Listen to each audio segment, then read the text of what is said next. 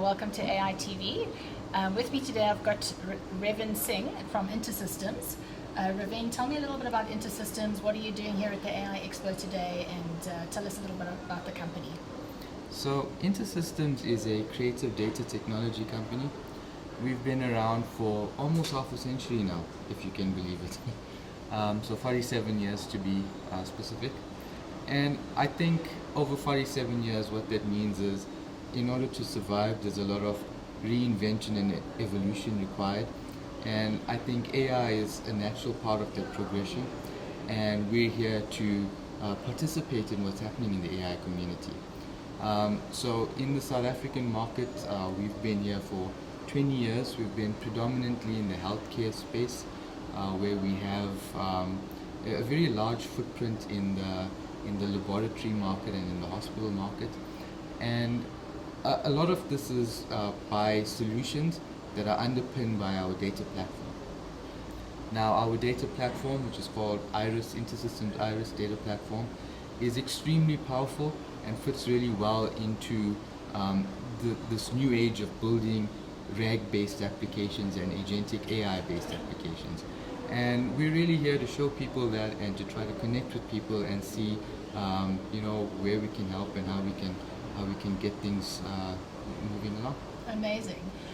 So for a company that's been around for such a long time, and the very recent emergence or explosion of AI, it's actually been around a long time, but now it's definitely come to the forefront in terms of people's expectations. How has your platform changed from, did you only recently introduce AI? Has it always been AI based?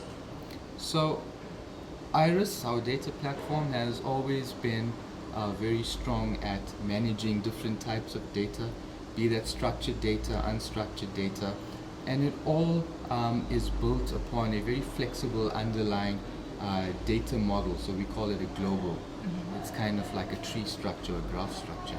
And what that means is we're able to easily interact with that data using different interfaces. So in a relational way, the way you would with the normal database, in a multi-dimensional way, in an unstructured way. Now, prior to the Gen AI phase, we were more in the machine learning phase. Okay.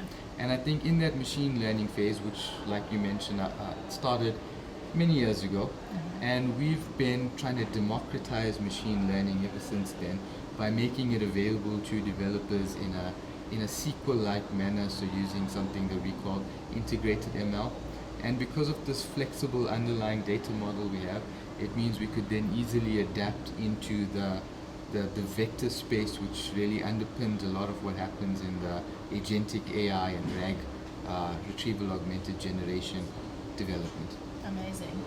So in terms of what you've launched to the market, is there any trends or any information or any demand that you've seen from the market now that AI is so hot and topical? How has that changed your approach? What do you see happening in the market these days? So I think there's a strong push towards agentic AI, mm-hmm. and I think there's a bit of a progression. So we've all seen ChatGPT, and that's where we're kind of chatting with AI and it's giving us some sort of textual response, and now we've got different, so the first shift is we've now got different modes of interacting with AI. We've moved from pure text to now text, audio, images, etc. And besides for just being chat-based, we're now also seeing it embedded in applications with some level of autonomy to actually perform functions and call tools. And that fits into the whole agentic space. But what this means for organizations is it can complicate the IT landscape quite a bit, because now we need to manage different types of data, structured, unstructured. We need to be able to provide it to AI agents in a timely manner, because context engineering becomes quite important. We speak a lot about prompt engineering, but context engineering is really important. And context engineering, again, it's about getting the right data to your agent at the right time so it can give you a grounded response that meets the expectation that you have in terms of the output. And that sounds simple, but once you've got various different types of data technologies for different parts of your data landscape, that can get extremely complex. And that's part of what we're solving for at InterSystems with Iris, because by bringing all of your data into one platform, it means that you're able to easily provide context to AI without the complexity. It's mind-blowing. Tell me, you mentioned that one of the use cases or clients that you have is the laboratory environment. So tell me a little bit about that. How does it work? What do you help labs solve? So we have a solution that's also built on top of Iris. We've actually got a number of solutions. So Track Care Lab in South Africa, and that's really it's a solution in the healthcare space that's geared towards lab testing and the management of lab testing. All the data that comes out of lab testing. Yes, and actually facilitating some of the testing itself from a technology perspective. Okay, amazing. Okay, is there any sort of smart technology involved in that? Because I'm thinking, like, if the AI is helping to analyze what's going on in the lab, how does that happen?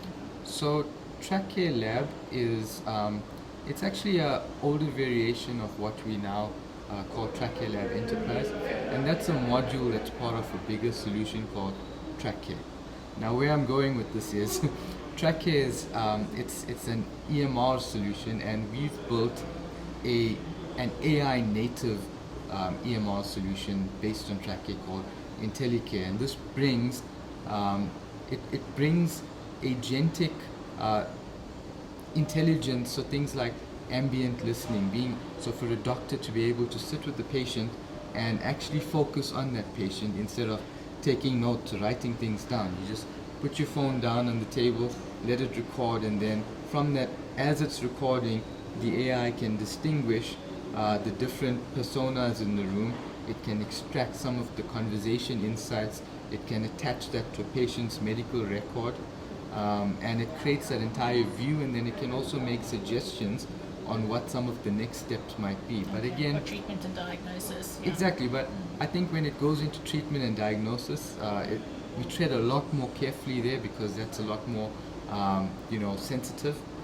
So it's really more in administration and also it's making recommendations, and it comes down to a doctor to decide how they want to progress that. So it's enhancing that patient-doctor experience and the way the doctor manages his Yes, practice. that's exactly it. The whole point is to be able to create better patient experiences by using technology to have a more focused kind of interaction. Amazing.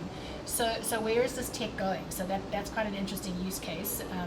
In the medical field, what are the moonshot ideas that you're thinking about in terms of where this could go and how you could, what solutions you could build based on this?